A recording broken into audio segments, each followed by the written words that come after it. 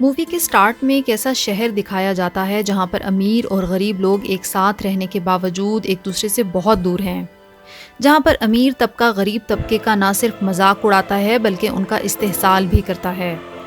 इसी शहर में एक आदमी ऑर्थर अपनी माँ के साथ रहता था। उसे कॉमेडी बहुत पसंद थी और वो एक दिन बहुत बड़ा कॉमेडियन बनना चाहता है। उसका आइडियल एक बहुत बड़ा कॉमेडियन था और वो एक दिन उसके साथ शो करना चाहता है, जिसके लिए वो बहुत मेहनत करता था। आप देख रहे हैं मूवीज़ टॉकिंग, जिसमें हम मुख्तलिफ मूवीज़ रिकैप्स करते हैं। अगर अच्छा लगे तो हमारे चैनल को लाइक और सब्सक्राइब ज़रूर कीजिएगा। एक दिन ऑर्थर किसी कंपनी की प्रमोशन के लिए एक साइन बोर्ड उठाए रोड पर मौजूद है। उसी वक्त कुछ शरारती लड़के उसका बोर्ड लेकर भाग जाते हैं। ऑर्थर उनके पीछे भागता है ताकि अपना साइन बोर्ड वापस ले सके, लेकिन वो बच्चे उसे बहुत भगाते हैं। वो आखिरकार उसका बोर्ड उसके मुंह पर मारते हैं और उसको भी बहुत बुरी तरह से मारते हैं। ऑर्थर बहुत हर्ट होता है। बाद में वो अपने बॉस के पास जाता है और उसे जाकर सारी बात बताता है, लेकिन उसका बॉस उसकी किसी बात पर यकीन नहीं करता, बल्कि उल्टा उसकी सैलरी भी उसे नहीं देता। ऑर्थर में कॉन्फिडेंस की कमी होने की वजह से वो जवाब में उसे कुछ नहीं कह पाता। वो बहुत उदासी और परेशानी की हालत में घर वापस आ जाता है।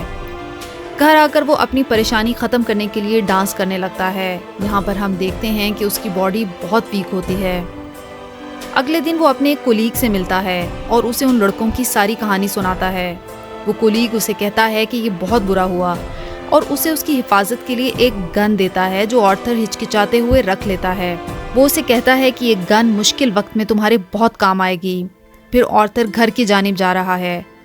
बस में उसके साथ एक बच्चा भी मौजूद है। ऑर्थर उस बच्चे को हंसाने की कोशिश करता है और बच्चा बहुत खुश होता है, मगर उसकी माँ को ये बात पसंद नहीं आती, जो ऑर्थर को अपने बच्चे से दूर रहने का कहती है। ये सुनकर ऑर्थर जोर जोर से हंसने लगता है। यहाँ हमें बताया जाता है कि ऑर्थर को एक सीरियस साइकोलॉजिकल डिसऑर्डर होता है, जिसकी वजह से उसे कहीं भी किसी भी वक्त हंसी का दौरा पड़ता है और वो अनकंट्रोलेबल होता है। वो उस लेडी को अपना हेल्थ कार्ड दिखाता है जिसमें सब लिखा है। घर आकर वो अपनी दवाएं खाता है। बहुत गरीब होने की वजह से वो ये दवाई गवर्नमेंट के बनाए हुए सेंटर से मुफ्त लिया करता था। एक दिन वो अपनी साइकेट्रिस्ट के पास जाता है, जो उससे उसकी डायरी मांगती है, जिसमें लिखा है कि वो उस तरह नहीं मरना चाहता जिस बुरी तरह से उसने अपनी ज़िंदगी गुजारी है। घर वापस आने पर उसकी माँ उससे पूछती है कि क्या थॉमस की तरफ से कोई लेटर आया है।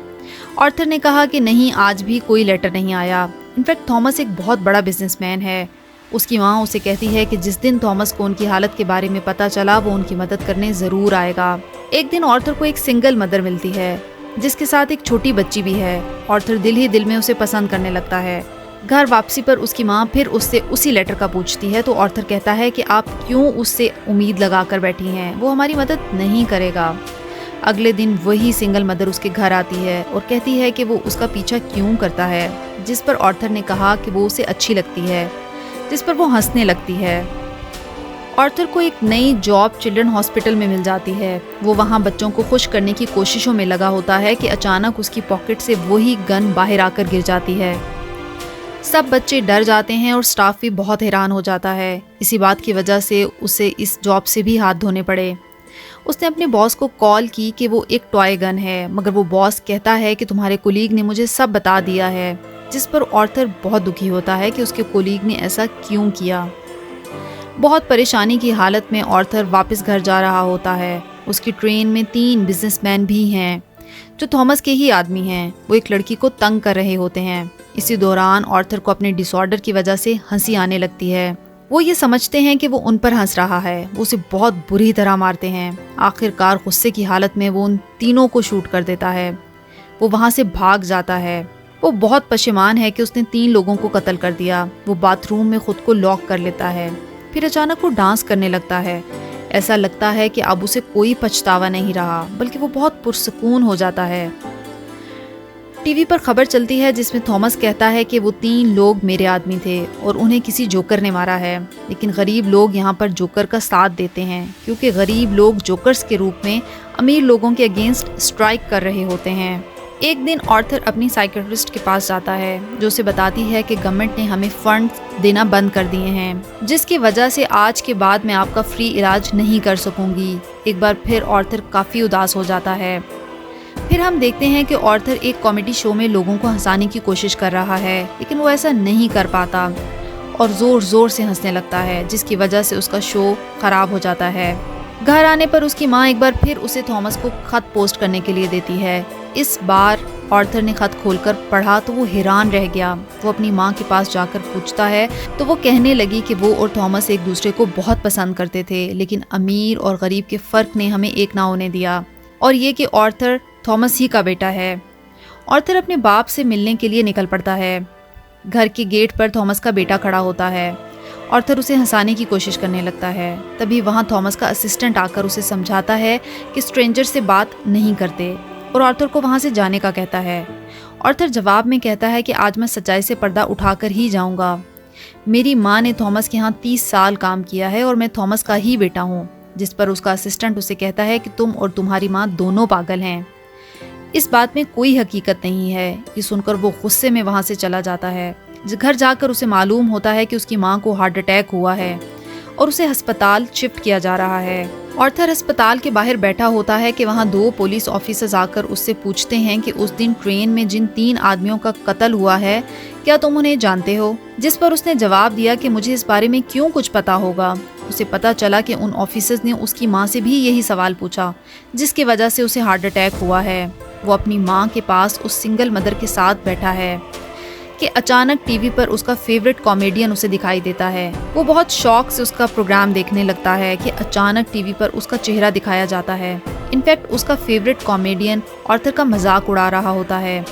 जब एक शो में ऑर्थर को हंसी आ गई थी, ये देखकर वो बहुत दुखी होता है कि उसका आइडियल उसका मजाक उड़ा रहा है।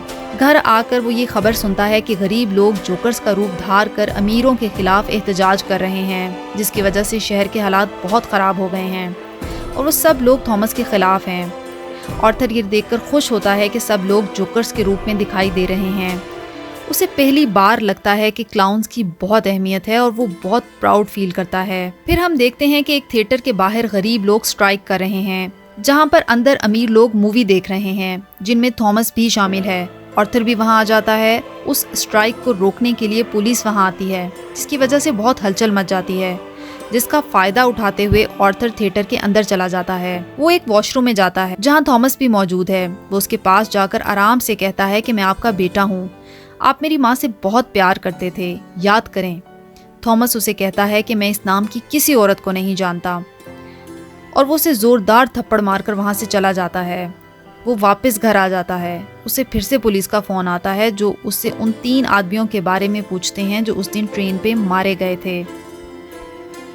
फिर ऑर्थर को पता चलता है कि उसके फेवरेट कॉमेडियन ने उसे अपने शो में बुलाया है, क्योंकि उस दिन ऑर्थर का क्लिप अपने शो में चलाने की वजह से उसके शो की रेटिंग्स बहुत बढ़ गई थी।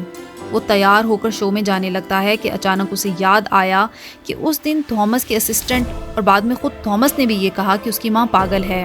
वो उस मेंटल हॉस्पिटल में जाता है जहाँ पर कभी उसकी माँ का इलाज हुआ करता था।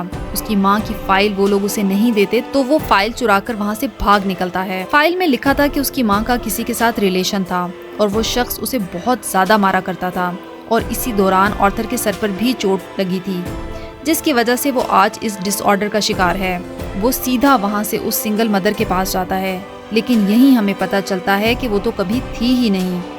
इनफैक्ट वो सिर्फ उसकी इमेजिनेशन थी। वो अपनी माँ के झूठ की वजह से पहले ही बहुत परेशान था। वो अस्पताल जाकर तकिए से अपनी माँ का गला घोंट देता है। घर आकर उसे अपनी माँ की एक तस्वीर मिलती है, जिसके पीछे लिखा था कि मुझे तुम्हारी खुशबू बहुत पसंद है, जो कि थॉमस ने लिखा था। तभी उसे एहसास हुआ कि उसकी माँ झूठ नहीं कह रही थी। वो बहुत दुखी होता है और जोकर का मेकअप करने लगता है। वो कुछ भी समझ नहीं पा रहा था। अचानक दरवाजे पर उसका कुलीग आता है। वो उससे उन 3 आदमियों और फिर उसकी माँ के कत्ल के बारे में पूछता है। ऑर्थर को लगता है कि ये लोग फिर उसका जीना हराम कर देंगे। वो उसे बेदर्दी से मार देता है। फिर वो तैयार होकर अपने फेवरेट कॉमेडियन के शो में जा रहा है। वो बहुत खुश है और डांस करते हुए जा रहा है। वहाँ पर वही 2 पुलिस ऑफिसर्स आ जाते हैं, जिन्हें देखकर ऑर्थर वहाँ से भाग जाता है और ट्रेन में सवार हो जाता है। ट्रेन में और भी बहुत से लोग थे जिन्होंने जोकर्स का कॉस्ट्यूम पहन रखा था। पुलिस उसे ढूंढ नहीं पाती और वो वहाँ से बाहर आ जाता है। वहाँ वो अपने फेवरेट कॉमेडियन के शो पर आता है। वो लोग उससे पूछते हैं कि क्या तुम भी वही जोकर हो जो अमीरों के खिलाफ एहतजाज कर रहे हैं। तो वो उन्हें बताता है कि आप लोगों को सिर्फ ये बताइएगा कि मैं एक आम जोकर हूँ और बस। फिर उनका लाइव शो शुरू हो जाता है। वहाँ ऑर्थर का आइडियल उससे पूछता है कि वो जोकर के रूप में यहाँ क्यों आया है। तो उसने उसे बताया कि मैं लोगों में खुशियाँ बांटना चाहता हूँ, लोग मुझे ऐसे ही पसंद करते हैं, इसीलिए मैं जोकर बनकर यहाँ आया हूँ। वो वहाँ सरप्राइजिंगली सबको ये भी बताता है कि उस दिन ट्रेन में उन 3 आदमियों को उसी ने मारा था। वो ये कहता है कि ये सब कुछ मैंने आपको इसलिए बताया कि आज तक कितने ही गरीब लोग मरे हैं, लेकिन कभी किसी ने नोटिस नहीं किया। क्या कभी किसी अमीर ने उन लोगों के लिए आवाज़ उठाई या कभी किसी ने उन्हें याद किया? तो मुझे बताएं। अगर मैंने किसी अमीर को मार दिया है तो सब लोग क्यों शोर कर रहे हैं? क्या सब इंसान बराबर नहीं होते? क्या अमीर लोगों में कोई खास बात होती है? वो कहता है कि हर शख्स सोसाइटी में अपना फ़ायदा देखता है, और अगर मैं आज आपके शो में आया हूँ तो इसमें भी आपका फ़ायदा है, क्योंकि उस दिन मेरा क्लिप चलाने की वजह से आपका शो हिट हो गया था। लेकिन वो कॉमेडियन कहता है कि ऐसा कुछ नहीं है। ऑर्थर को गुस्सा आ जाता है और वो कहता है कि आप अब भी झूठ बोल रहे हैं, और साथ ही गन निकालकर उसे शूट कर देता है। लोग घबराकर वहाँ से भागने लगते हैं, लेकिन ऑर्थर यहाँ पर बहुत कॉन्फिडेंट दिखाई देता है। वो किसी से नहीं डरता। पुलिस उसे अरेस्ट करके गाड़ी में ले जाती है। वहाँ ऑर्थर देखता है कि उसके बहुत से सपोर्टर्स हैं। कुछ लोग एक एम्बुलेंस की मदद से उस पुलिस कार को हिट करते हैं जिसमें ऑर्थर सवार है, जिसकी वजह से वो कार उलट जाती है और वो जोकर बाहर आ जाता है। ऑर्थर उन्हीं लोगों में शामिल हो जाता है और उसी कार पर खड़ा हो जाता है। सब लोग उसे एडमायर कर रहे थे। उसके मुंह और नाक से बहुत खून आ रहा था, लेकिन उसी खून से वो स्माइल बना लेता है और हाथ फैलाकर जोर जोर से हंसने लगता है। इस स्माइल के पीछे बहुत से दुख और गम छुपे थे। वो उन सब का हीरो बन जाता है और वो बहुत खुश था कि सब उसको पसंद कर रहे थे। दूसरी तरफ थॉमस अपनी बीवी और बेटे के साथ शहर से फरार हो रहा था, लेकिन तभी साइड पे खड़ा एक जोकर उन्हें शूट कर देता है, लेकिन वो उनके बेटे को कुछ नहीं कहता। अगले सीन में हम देखते हैं कि ऑर्थर एक साइकियाट्रिस्ट के पास होता है और वो हंस रहा है। वो साइकियाट्रिस्ट उससे पूछती है कि तुम बिला वजह क्यों हंसते रहते हो, जिस पर वो कहता है कि आप इस फीलिंग्स को कभी नहीं समझ पाएंगे। ये कहकर वो बाहर आ जाता है। उसके जूतों के नीचे खून लगा हुआ है, जिससे जाहिर होता है कि अच्छा इंसान मुआशरे की नाइंसाफियों और बुरे हालात की वजह से कैसे एक कातिल बन गया।